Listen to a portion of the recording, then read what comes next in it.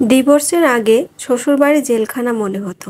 ডিভোর্সের পরে এখন নিজের বাড়ি দোজখখানা লাগে। পরিস্থিতি যেমনই হোক না কেন, ডিভোর্স কখনো সুখ দেয় না। কমপক্ষে কোনো মেয়ে সুখী হতে পারে না।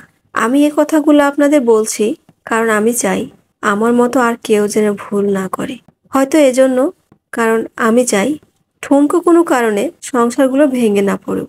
আমি 20 বছর বয়সী একজন নারী। আমাদের বিয়ে হয়েছিল আমার পছন্দে। সংসারও টিকেছিল 2 বছর। আমাদের একটা ছেলেও আছে। ওর বয়স 1 বছর। আমার স্বামীর স্বভাব চরিত্র বেশ ভালোই ছিল, শুধু একটু জেদি। অবশ্য সব সময় না, মাঝে মাঝে।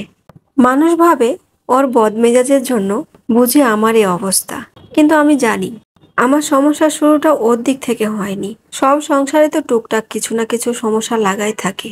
ওরকম আমাদের মাঝে মাঝে ঝগড়া হতো, কিন্তু ঝগড়া বাঁধলেই আমি সবকিছু গুছিয়ে বাপের বাড়ি হাঁটা দিতাম। বাপের বাড়িতে বোনেরা আসতো, আর ভাইরা তো ছিলই। ওদের কাছে কেঁদে কেঁদে সব বলতাম। তখন সবাই ওকে ফোন করে অনেক কথা শোনাতো। আমার ছোট বোন তো রীতিমতো অপমান করতো।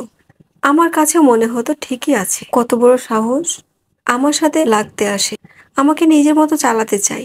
আমার মধ্যে কেমন জানি একটা জেদ কাজ করতো। ওর কাছে ছোট হব, ওর কাছে, আর ওর কাছে নিজের ভুলগুলো স্বীকার করব, মাপ চাইবো, এটা তো ভাবতেই পারতাম না। গলা বড় করে বলতাম, ডিভোর্স দাও, তোমার মতো লোকের সাথে আমি সংসার করতে পারবো না।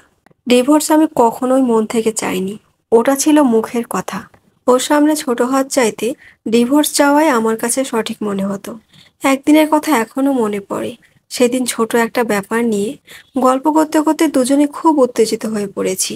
রাগে আমার শরীর কাঁপছে, যা মুখে আসছে তাই বলছি। তুই তোকারি, গালিগালাজ, অপমান কিছুই বাদ দেয়নি। এক পর্যায়ে ধৈর্যের বাঁধ ভেঙে ও আমার গায়ে হাত তুলল। এর আগে কিংবা পরে সে আমার গায়ে কখনোই হাত তুলেনি, কিন্তু ওই একটা থাপ্পড়, ওটাই ছিল যথেষ্ট।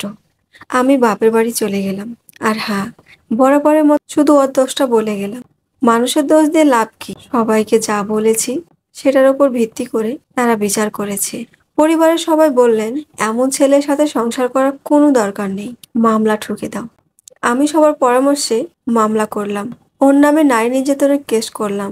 খুব দ্রুত ওকে পুলিশ ধরে নিয়ে গেল। ওর পরিবার এসে আমাকে বারবার অনুরোধ করলো আমি যেন সেই কেসটা তুলে নেই। আর ভিতরে ভিতরে আমিও চিন্তা করতাম, আমার স্বামী কি আসলেই দোষী? ও কি কোনোদিন নিজে থেকে আমার গায়ে হাত তুলেছে? আমি যদি ওকে এত কথা না শোনাতাম, তাহলে কি ও আমার গায়ে হাত তুলতো? আমার বাবা মা আমাকে বুঝিয়েছিল, আমি যদি এত কিছু পরও ফিরে যাই, তাহলে ও ভাববে আমি বুঝি অসহায়, আমাকে আরো পেয়ে বসবে, আমার উপর ইচ্ছে মতো ছুরি ঘোরাবে। একবার গায়ে হাত তুলেছে মানে বারবার একই কাজ করবে। কাজে নিজে থেকে তো ফিরে যাওয়ার প্রশ্নই ওঠে না। কিন্তু আমার মনের ভিতর কে যেন চিৎকার করে বলতো, ও তো এমন লোক না। ওই যেদিন আমার গায়ে হাত তুলেছিল, সেই দিন হাত জোর করে আমার কাছে মাপ চেয়েছিল। এগুলো ভেবে ভেবে আমি মামলা তুলে নিলাম, তবে ওর কাছে ফেরত গেলাম না। কিছুদিন পর দুই পরিবার থেকে বিশাল সালিশ হলো। সবার কাছে ওই দোষী প্রমাণিত হলো। সবাই ওকে নানা কথা বুঝালো, উপদেশ দিল। তারপর আবার সংসার শুরু করলাম আমরা। এরপরে কয়েক মাস ভালোই চলছিল, কিন্তু কি জানেন, হুট করে আবার কি একটা যে হয়ে গেল। আবার আমাদের মাঝে ঝগড়া হলো। ব্যাস, কাপড় চোপড় গুছিয়ে আবার বাপের বাড়ি চলে গেলাম। এর মধ্যে শুনলাম ও নাকি খুব অসুস্থ। আমি বাসায় ফিরতে চাইলে আমার পরিবার বলল, ঝগড়ার পর এভাবে একা একা ফিরলে ভালো দেখায় না। আমার বোনদের কথা কি জানেন? আমার বোনেরা বলতো, ওর অসুখ হয়নি, ওর সব বাহানা। আমরা সবাই চাচ্ছিলাম ওই পক্ষ থেকে কেউ এসে আমার হাত পা ধরে আমাকে নিয়ে যাক, কিন্তু এবার কেউই আসলো না। এর কিছুদিন পর আমার স্বামী আমাকে ডিভোর্স লেটার পাঠিয়ে দিল। ডিভোর্স লেটার দেখে আমার পরিবারের সবাই খুব ক্ষেপে গেল। কত বড় সাহস! আমার মেয়েকে কষ্টে রেখেছে, ডিভোর্স লেটার পাঠাই। সবার কথার কাছে ঠিকই মনে হলো। ওর সব ভুলগুলো চোখের উপর ভাসতে লাগলো। আমার মা বাবা মনে করিয়ে দিল যে কিনা আমার গায়ে হাত তুলেছে।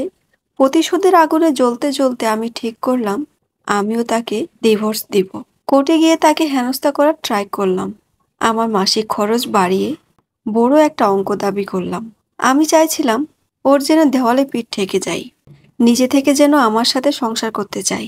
ডিভোর্স হোক, এটা আমি কখনোই চাইনি। কিন্তু জেদ আমাকে কিন্তু জেদ আমাকে খেয়ে নিচ্ছিল। নিজে থেকে ওকে ডিভোর্স তুলে নিতে বলা আমার পক্ষে সম্ভব না। ওর কাছে ছোট হওয়া আমি কখনোই মানতে পারিনি। কিন্তু একটা বিষয় কি জানেন, ও আমার সব দাবি মেনে নিল আর আমি হেরে গেলাম। আমাদের ছেলেকে আমি পেয়ে ভরণ পোষণ সবই পেলাম, আর বিনিময়ে ও শুধু পেল ডিভোর্স। আমাদের ডিভোর্স হয়েছে 3.5 বছর। ও আবার বিয়ে করেছে, সুখে আছে বোঝা যায়। আমার ভাইরাও এখন বিয়ে করেছে, আর ভাইয়ের বউয়েরা আমাকে আর চোখে দেখে। পাড়া প্রতিবেশীরা শুধু খোঁটা দেয়, যা ওর থাপ্পড় থেকে অনেক বেশি কষ্ট পায়। ও আমাকে একবার থাপ্পড় মেরেছিল ঠিকই, কিন্তু আমি তাকে কথার তিরে ছিন্ন বিচ্ছিন্ন করে ফেলতাম। তাকে মানসিকভাবে অনেক কষ্ট দিতাম। এসব কথা আমার মা বাবাকে আমি কখনোই বলিনি। নিজের দোষের কথা কোন মানুষটা বলে বলুন? মাঝে মাঝে ভাবি, ইস, আমার পরিবার যদি আমাকে একটু বোঝাতো, আমাকে সংসার করার উপদেশ দিত। যখন আমি ওর কাছে ফিরে যেতে চাইতাম, তখন ওর খারাপ দিকটা না বলে যদি ওর ভালো দিকটা আমাকে মনে করিয়ে দিত, আমি যদি তখন নিজের ভুলগুলো বুঝতে পারতাম, আমি যদি আবার আমার সোনালী সংসারে ফিরে যেতে পারতাম। জানি এগুলো এখন শুধুই স্বপ্ন। সবাইকে বলছি ডিভোর্স কখনোই সুখ দেয় না। ডিভোর্স থেকে দূরে থাকুন। এটি একটি ডিভোর্সি মেয়ের গল্প। ভালো লাগলে শেয়ার করে দিবেন। কেমন হয়েছে অবশ্যই কমেন্টে জানাবেন। আর ভালো থাকবেন, সুস্থ থাকবেন। আল্লাহ হাফেজ।